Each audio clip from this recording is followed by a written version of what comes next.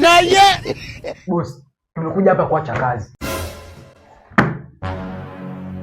Allah. Allah. Allah. Mmekuja kuacha kazi? Kwa nini sasa? Kwa sababu haiwezekani.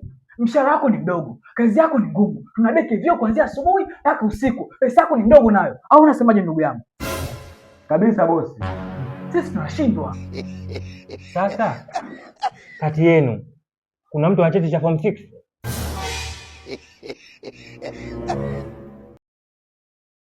Hamna. Kati yenu kuna mtu ana cheti cha form 4? Hapana. Sawa. Kati yenu kuna mtu ana cheti cha form 2? Kati yenu tena kuna mtu ana cheti cha darasa la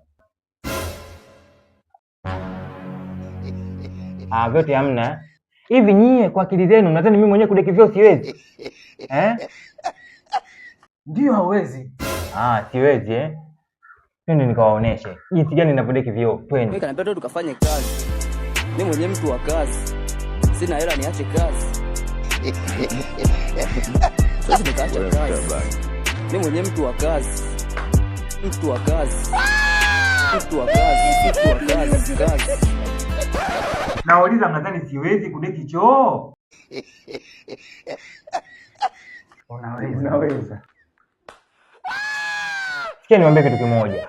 Mimi nimewaajiri nyie vijana ili mradi tu na nyie mpate ajira. Wote hapa hamna vyeti vya form 4, vya form 6, vyovyote hamna vyeti. Nimewaajiri hapa ofisini kwangu kuondoa lawama hata midomo.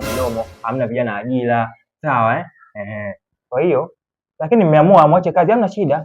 Ngoja.